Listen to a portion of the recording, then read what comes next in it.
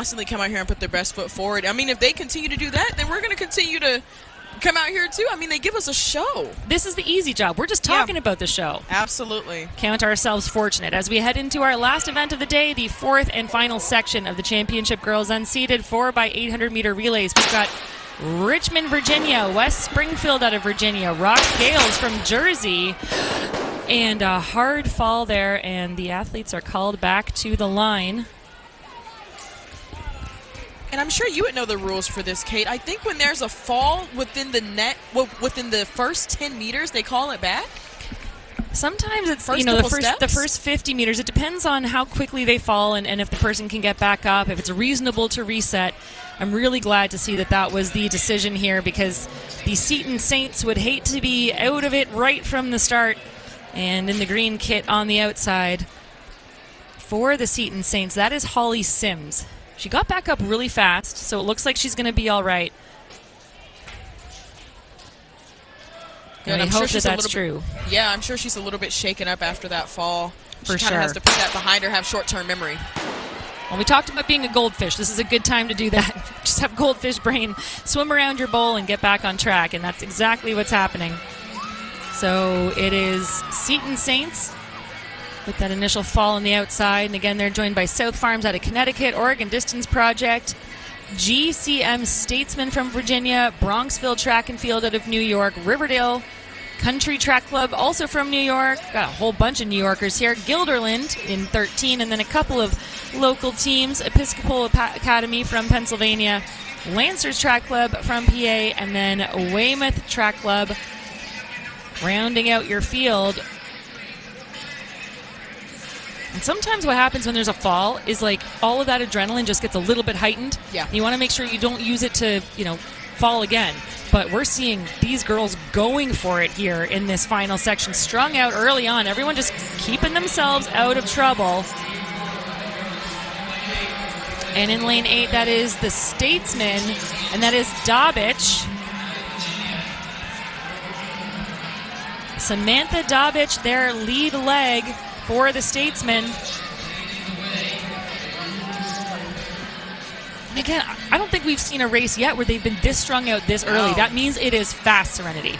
That's absolutely what that means. Samantha Dobbich has chosen a path that's rarely chosen, and it's pretty scary for her to be up there by herself. But she seems to be doing pretty well now as she's just starting to get some pressure.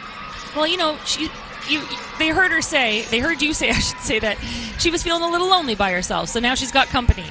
The pass being made on the outside. That might just be the Rox Gales, and it is. That is the team out of Jersey, Rox Gales. They are set to be led off by Leah Johnson. And now a move as well by, I believe that's the Weymouth Youth Track Club in the light purple shorts. And this has become a very interesting race all of a sudden. That is Johnson for the Rox Gales, and she's going to be in the lead as she approaches the first exchange. Jersey taking it. Rox Gales.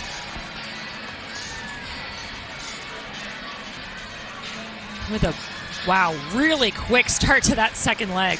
Absolutely. She's trying to make a statement with that. I mean, this is the final event of the day, the final race of the day. And what a way to go out. Just trying to set your teammate up nicely. That's what relays are all about. You would think that they're doing it for themselves, but relays are extremely an unselfish run. Well, all the more reason, again, to measure your effort the very best you can, because you don't want to just, again, use up too much of that nervous energy too early on. Your teammates are going to help you with the support from the infield, but that can only get you so far. Your legs have to do the work.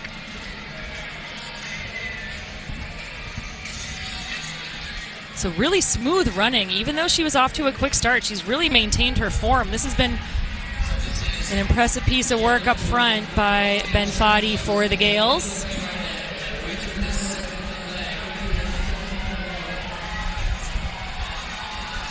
And you see it starting to hurt for her now.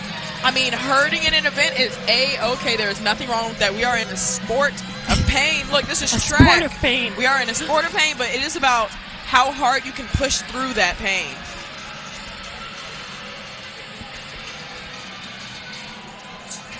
Well, I love that the DJ's playing Welcome to Paradise because it's just a little bit of a twist of the knife. As you said, you got to live in pain, but it's also paradise because that's exactly where we're choosing to be tonight.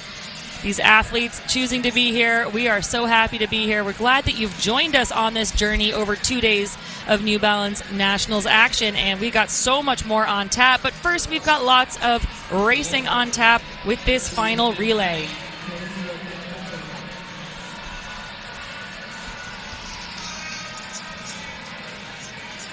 So that is Hannah Nelson for Lancers Track Club in the blue, who has caught up to our early leader, Ben Fadi. She's going to do everything she can to hold on, but Hannah Nelson obviously hurting as well. But again, like I said, it's about who can fade the least, and now a push on the outside. A really big push there by Bronxville Track Club, who are going to be sort of a surprise leader into that third leg. They absolutely were. And what an interesting time to just push forward right when you're about to hand off the baton. But her teammate has just responded to it. She's like, okay, A-okay, that's what you want me to do? Bronxville had a great close there. They were 2:23 on the opening leg, 2:21 on the second leg. Lancers in second still, and I believe that's West Springfield on the outside.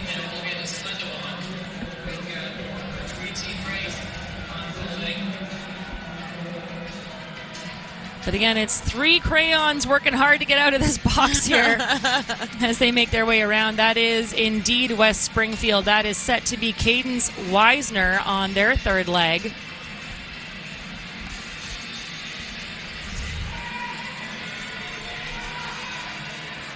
And now on the outside, a big move by Satcham Spike Shoe Club. They were not part of this race at all until right now. And that's Scavo for them.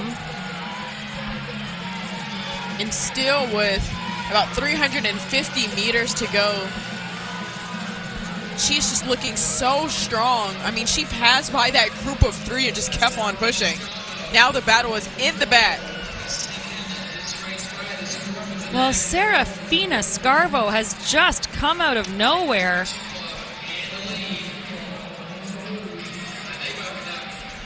She is looking really strong, and talk about a woman on a mission. She is headed to St. John's University in the fall.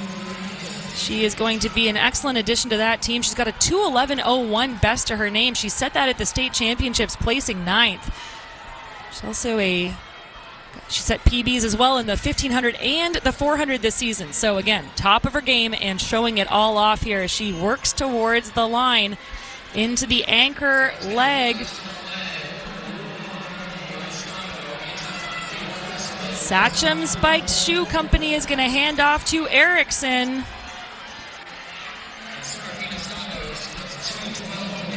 2:12.68 that split. Well, for a girl whose PB is 2:11 to run a almost completely solo 2:12, she is capable of so much more. That is impressive racing. And now that sets the tone for Abigail Erickson. Again, completely on her own in picture right now. This is almost a full 100-meter lead over the chasing team of the Lancers Track Club. And Abigail Erickson is just dominating right now. And I know she's just coming off of that adrenaline that Safino Scavo gave her. And now she's just so far ahead of the field. I wonder, she just took a peek over her shoulder. I was going to say, I wonder if she's going to take a peek at the Jumbotron, but instead she took a peek over her shoulder. Not even sure if she was able to still see how far ahead she is. Well, this is really interesting, right? Because we talked about the third leg sometimes being a sleeper leg. This is flipping the script. You put your 2:12 girl on the third leg, and that might just be because, according to our stats, the lifetime best here by our anchor is 2:31. So you want to give your runner that maybe isn't quite as fast as much of a gap as possible for that final leg. But she's moving really well right now. You're right, she's shoulder checking a lot. But the gap remains pretty big. There is a charge coming, but will it be enough to hold off the runners behind? Again, if anything, if that screenshot is any indication, it is going to be insurmountable, this gap for Erickson. And Erickson needs that gap for sure, because you can tell from her face that it is starting to hurt and is starting to weigh on her, but she looks good. Abigail Erickson closing things out for the Sachem Spiked Chew Club out of New York. This is from Farmingville, New York, Sachem East High School. And they are going to take the win here, surely, with about 50 meters remaining to the line. It is going to be the quartet from Sachem High School taking the win. 9:29.47, and you know what? A 2:25.92 final leg. So that, again, on paper, is a new lifetime best for the anchor. I mean, and they're so happy about it. What a way to close out. Nice little gritty there at the end. I mean, you love to see it. Why not show up and show out? Show up and show out. How many times today did we see that? And look at this. Again, it doesn't matter whether you're in the seated section, the unseated, which event it is. Every athlete is taking this just as seriously, and it means just as much to them as to the next. And again, that's what I love about our sport, Serenity. We have been just enjoying an embarrassment of riches today in the form of performances, but also just the amount of heart that you're seeing on the track and the field. You absolutely are. And these ladies are going to be taking their fresh New Balance book bags all the way back to their respective cities and their high schools. And that's just really great to see. And the PRs, the